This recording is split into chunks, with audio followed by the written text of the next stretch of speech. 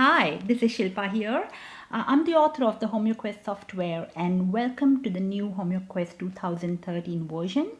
Now in this version, we have some fantastic features in advanced repertorization that will make your HomeoQuest software much more useful and effective for you, especially in helping you find the best possible remedy for your clients. Now, to enable us to do this, we have been in communication with two experts in the field of repertorization. One's Roger Zanwood, who is the author of The Complete Repertory, and the other one is Jeremy Scher, who is a world authority on proving new remedies and helping them seamlessly incorporate in the repertories and the Mathematica. Now, in consultation with both of them, we have decided to include the features of combining and crossing rubrics that will take your repertorization to a whole new level. Now, for me, it's very important that whatever feature we add on to HomeoQuest is absolutely practical, and it's really something which will enhance your practice rather than overwhelm you with new features. So let me tell you why it's so important for me to use these two features. Now, the first one, let's focus on combining. Combining is a process where you take two or more similar rubrics and combine them into one new rubric. So what's happening in this process is that all the remedies in these rubrics are combined and considered.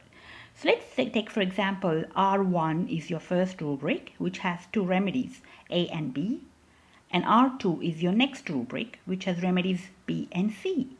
So what happens when you combine them, which is R1 plus R2, is that you get all three remedies A, B, and C. So you see B was the common remedy, it was just considered once. Now, in practice, if we have a particular symptom that is not well represented by any one single rubric in the current repertories, that's one place where you could consider combining. So say your rubric is actually represented by two or three really small similar rubrics, and you want to ensure that your remedy is not eliminated out if you had to choose just one. At the same time, you don't want to choose all those 3 or 4 rubrics together because it might overemphasize certain remedies that are common, and it could lose the balance of your repertorial totality. So I'll give you an example here. Say your patient has fear of snakes as well as dreams of snakes. Now, you want to consider both of them, but there are some common remedies in there. So in this case, let's have a look. So we have a repertory search here, and I'm just taking both cases. So say we have fear of snakes, and you have these remedies in there.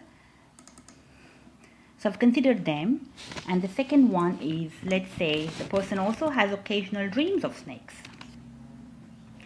So you have the dreams of snakes here, and this is what I consider. So if you look at this, you have some of the common remedies considered here. Now I want to take, now there are just about 4 or 5 common remedies here. And what I want to actually ensure is my repertorization to not have overemphasis of these remedies. So what I'll do is I'll combine. So let's look at combining. So you select this rubric, you select the next rubric, and there's a button here which says combine rubrics. And you can enter the new one. Say the new one is snakes, dreams plus fear. And you say okay. And that's a new combined rubric. And it gives you a much better representation of all the remedies in this particular, in these two rubrics. Let's consider some other example. Say your patient has this fear of falling, as well as this fear of, he's not comfortable at high places. You know, he gets vertigo and is quite scared of high places, and also there is a fear of falling. Now you want to consider all of them together. So let's look at what are the rubrics we have in the repertories. We have something called fear of high places. So there we go, we have fear of high places. So I'm just using a new sheet here.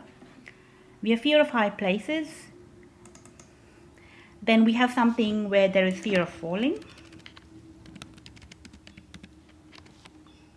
So there you go, you have fear of falling here. You double click and then it enters the repertorization. Then you have something of, let's say if there is vertigo in high places. Yeah, you have vertigo high places. And then you have, let's say if there's something about high places which aggravate in general. Yeah, there is high places aggravate. And so there is one more rubric you take. So you see there are lots of different rubrics here, and you have different remedies. There are some common remedies, but there are only 3 remedies which actually cover all of them. Now what I want to consider all of the others as well and combine this together. So all you need to do is simply select all, say combine, say high places, aggravate, or whatever you want to name it, and say OK, and there you go. You have all these different rubrics combined together, and you have these remedies being represented in there. So now let's look at some other feature, and that is about crossing rubrics. Now it's a bit different than the combining.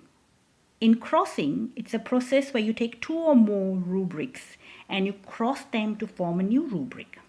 And in this process, only the common remedies within these rubrics are considered. So say for example, we'll take the previous example. R1 is rubric 1, which has remedies A and B, and R2 is rubric 2, which has remedies B and C.